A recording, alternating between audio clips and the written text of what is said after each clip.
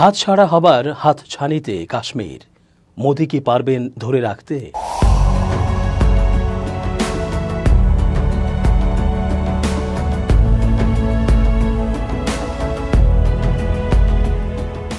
আসসালামু আলাইকুম প্রিয় দর্শক, আশা করছি ভালো আছেন। চেঞ্জ টিভির আন্তর্জাতিক চোখ অনুষ্ঠানে আমি জে রতন স্বাগত জানাচ্ছি আপনাদের সকলকে। কাশ্মীর নিয়ে টানা হেঁচড়া নতুন কিছু নয়, তবে মাঝে মাঝে এমন কিছু ঘটে যখন উত্তাল হয়ে ওঠে অঞ্চলটি। এই অঞ্চলের ভূস্বর্গতুল্য এই কাশ্মীর কি সহসাই ভারতের হাতছাড়া হয়ে যেতে পারে? জম্মু কাশ্মীর বিধানসভা নির্বাচনের প্রথম ধাপে ৯০টি আসনের মধ্যে ২৪টিতে ভোট গ্রহণ হয়েছে। ভারতের লোকসভা নির্বাচনের পর এই প্রথম কোনো বড় নির্বাচন অনুষ্ঠিত হল। এক দশকের বেশি সময় পর ভারতের এই অঞ্চলে ভোট দিচ্ছেন ভোটাররা। কেননা ২০১৯ সালে এই রাজ্যের বিশেষ মর্যাদা প্রদানকারী ৩৭০ অনুচ্ছেদ অপসারণের পর এটি প্রথম নির্বাচন। এবারের নির্বাচন ভারতের ক্ষমতাসীন দল বিজেপির জন্য খুব গুরুত্বপূর্ণ।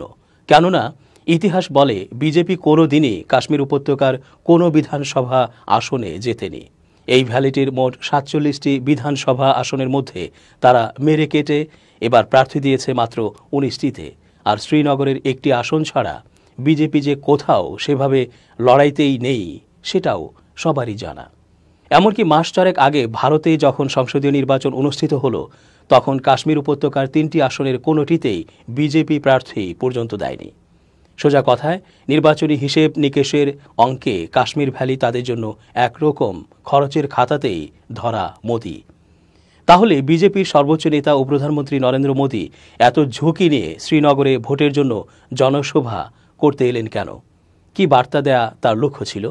এর উত্তর হলো, কাশ্মীরে বিজেপি কোনো আসন নাই পেতে পারে, কিন্তু লাগোয়া জম্মুতে সবচেয়ে বেশি আসন জিতে জম্মু ও কাশ্মীর বিধানসভায় এককভাবে বৃহত্তম দল তারা হতেই পারে। সেক্ষেত্রে কাশ্মীর উপত্যকার আরও ছোটখাটো কিছু দল ও স্বতন্ত্র প্রার্থীদের সমর্থন নিয়ে তারা সরকার গড়ার চেষ্টা চালাবে। রাজনৈতিক পর্যবেক্ষকরা এখন থেকেই সে কথা জানাচ্ছেন। প্রধানমন্ত্রী মোদি শ্রীনগরে এসে সম্ভবত সেটাই বুঝিয়ে গেলেন যে কাশ্মীরে তাদের প্রভাব সীমিত হতে পারে, তবে রাজ্যে ক্ষমতা দখলের ব্যাপারে বিজেপি খুবই সিরিয়াস। মোদি এবার যে রাজনৈতিক ফর্মুলার এই রাজ্যে সরকার গড়ার স্বপ্ন দেখছে, সেটাকে অনেক পর্যবেক্ষকই বিজেপির মিশন কাশ্মীর বলে বর্ণনা করছেন। আর তার অনেকগুলো কারণও আছে। প্রসঙ্গত, কাশ্মীরের অনন্তনাগ আসনে বিজেপির প্রার্থী ও দলের পুরনো নেতা রফিক ওয়ানি দিন কয়েক আগে দিল্লির একটি খবরের কাগজের সঙ্গে কথা বলার সময় চমকপ্রদ এক স্বীকারোক্তি করেছিলেন। ভ্যালিতে একটিও আসন না পেলে বিজেপি কিভাবে রাজ্যে সরকার গড়বে?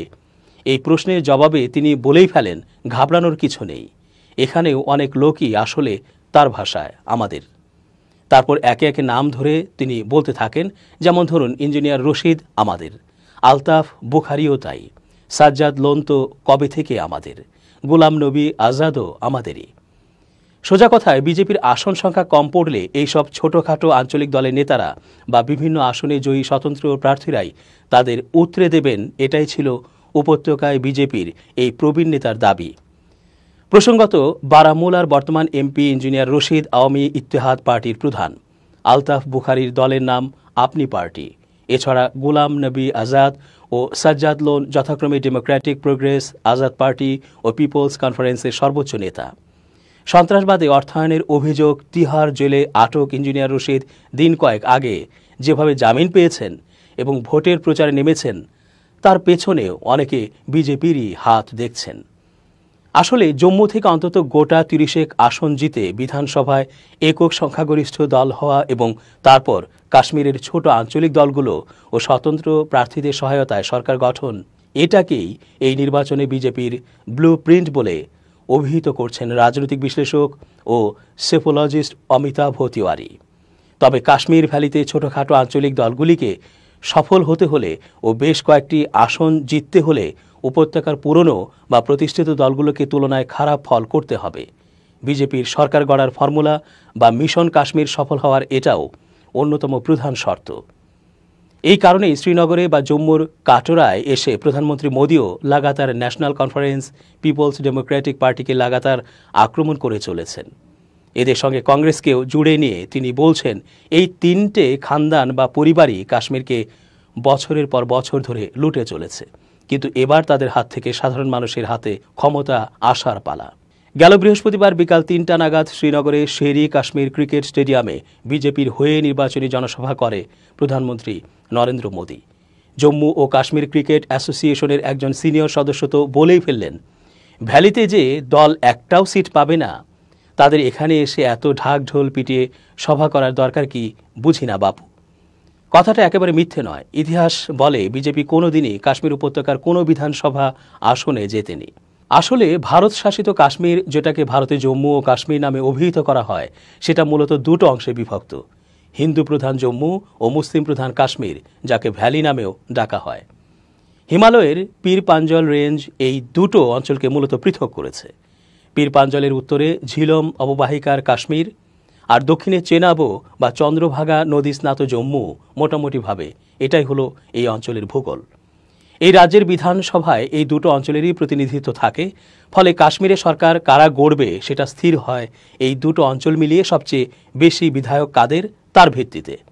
এর আগে বৌদ্ধ অধ্যুষিত লাদাখও এই রাজ্যের অন্তর্ভুক্ত ছিল, তবে বছর 5 হলো লাদাখকে একটি পৃথক কেন্দ্রশাসিত অঞ্চলের মর্যাদা দেওয়া হয়েছে। এখন জম্মু অঞ্চলে হিন্দুত্ববাদী দল বিজেপির প্রভাব আছে দীর্ঘকাল ধরেই, কিন্তু জম্মুর সব আসনে জিতলেও শুধু তার ভিত্তিতে পুরো রাজ্যের ক্ষমতা দখল সম্ভব নয়।